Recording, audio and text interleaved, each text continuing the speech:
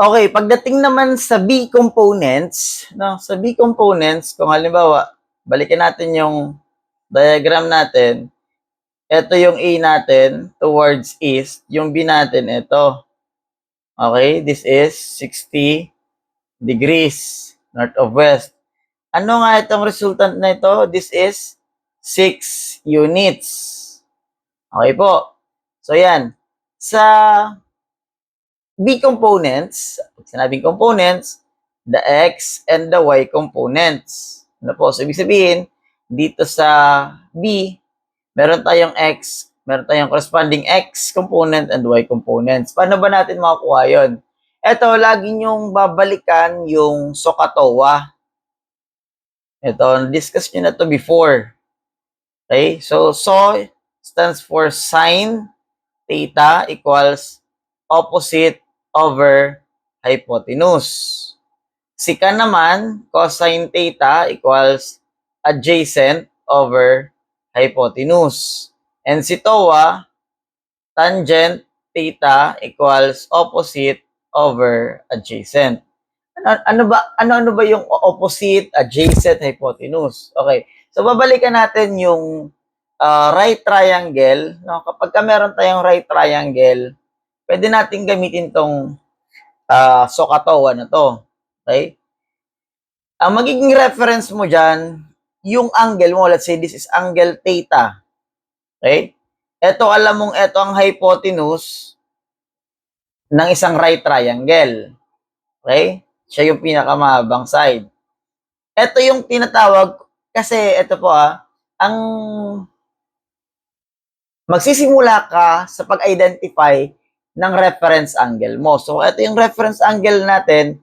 Ano ba itong side na to? So, itong side na to, X, or this is your adjacent side. Okay? Ito naman, si Y, ito yung tinatawag na opposite side kasi opposite siya ni angle theta. Ito naman, kadikit siya or katabi ni angle theta kaya adjacent side siya.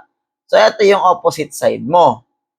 Okay? Halimbawa naman dito ako kumuha ng reference angle, ang opposite mo niyan is si X. Ang adjacent mo si Y. So, ganun lang. Huwag kayong malilito. Lagi niyong babalikan or magsa-start kayo, sino ba yung reference angle nyo. And then, yun na yun. So, halimbawa, ganyan. Now, ano ngayon kinuha natin? B components. B components tayo. Sa B components, unahin natin BX. Okay?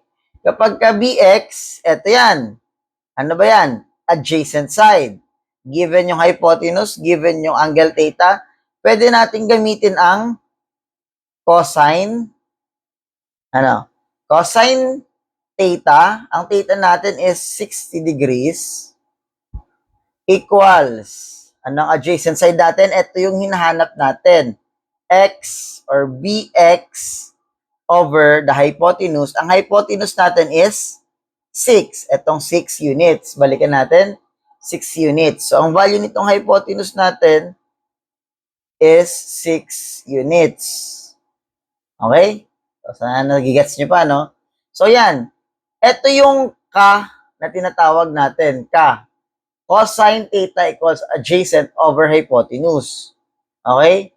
Cosine theta, ang theta mo is 60 degrees. Ang theta is yung angle mo. Equals BX, ito, yung X natin, over the hypotenuse, which is 6 units. Okay. So, para makuha natin si BX, no? Cross-multiply mo lang yan, 6 cosine 60 degrees. Okay? 6 cosine 60 degrees. So, ilan ba yan? 6 cosine 60 is 3. Okay? 3. Or, since yung 6 units mo dito, no, gagawin nating negative. Bakit ba gagawin nating negative? Kasi, towards left or papunta sa west. So, magigitong negative 3. Okay, ang BX natin is negative 3. Paano naman si BY? Okay, si BY naman, balikan natin, pwede natin gamitin si SO. Sin theta equals opposite over hypotenuse. Bakit? Kasi ang hanapin natin, si opposite, given yung angle theta and si hypotenuse. So, by equals sin theta, ang theta natin is 60 degrees, equals by over, ang hypotenuse natin is negative 6. So, ayan. Ay, sorry. Ang hypotenuse natin sa y component is positive. Ano po? Positive kasi pataas siya. Ito yon, pataas. Okay? So, kung pataas, positive yan. Okay? Correction na. So, positive yan. So, mangyayari, para makuha natin si by equals, cross-multiply mo lang, 6 sin 60 degrees. And that is equal to 6 sin 60 is 5.2. This is 5.2. Okay? Meron ka ng A components and B components. Okay, next.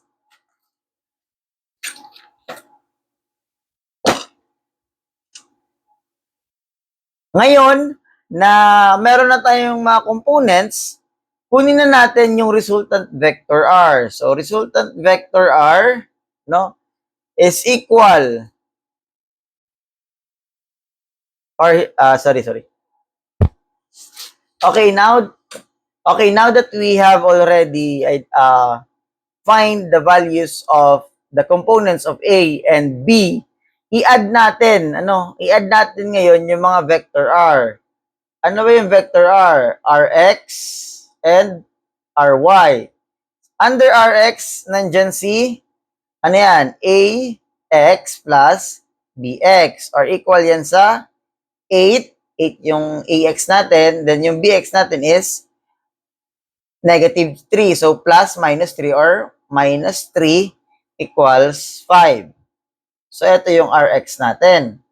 Sa Ry naman, Ay of plus By.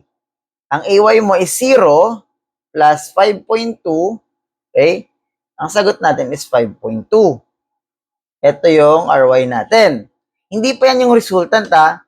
Yung resultant natin, okay, yung resultant natin, makukuha natin, no, by using Pythagorean theorem pa din. So, absolute value yan, okay, equals square root of Rx squared plus Ry squared. Okay?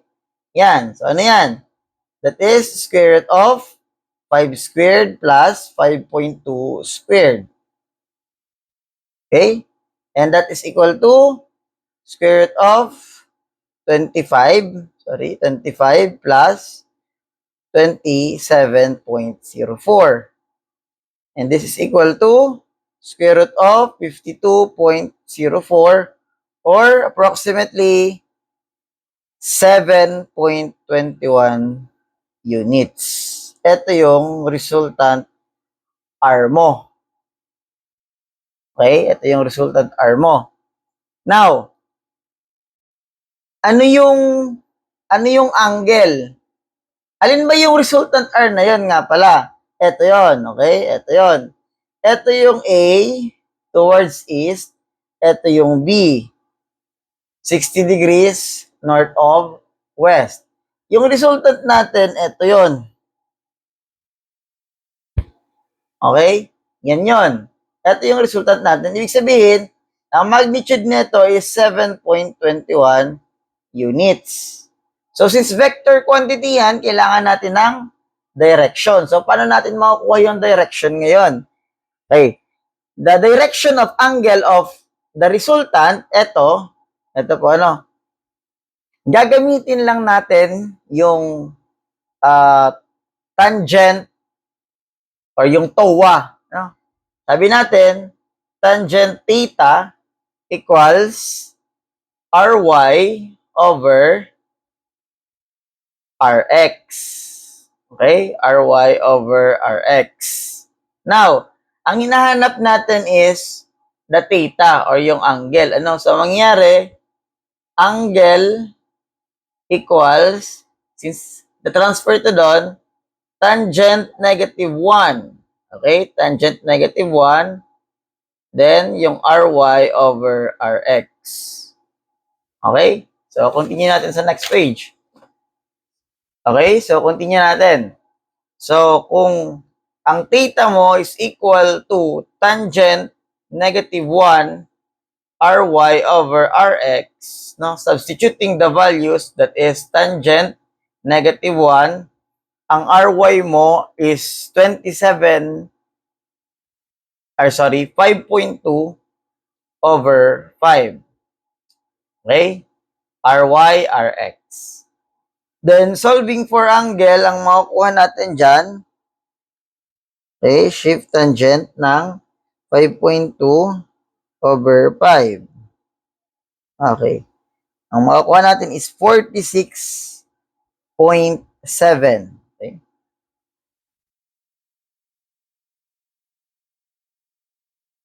Or 46. Sorry. Okay. Ang makukuha natin dyan,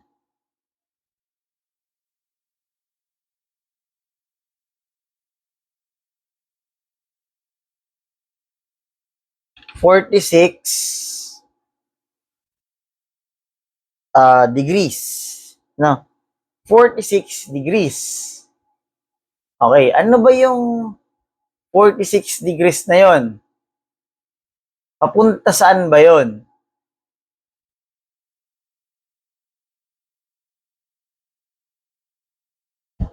So, kung ito yung una, ito yung pangalawa, this is your A, this is your B. Okay, tapos, kapag kinukuha natin, ayan. Ngayon, magkakaroon tayo ng imaginary line dito. Ito na ulit yung reference natin. Okay? So, alin ba yung 46 degrees na yon? Nasaan ba yon? So, ito yon. Ang reference natin, ito. Along X. Ano? So, that is theta is equal to 46 degrees north of west. Okay? So, magiging final answer natin, final answer is equal to, resultant vector is equal to 7.21 units, 46 degrees north of west. Okay, so dapat, ganyan na magiging sagot nyo.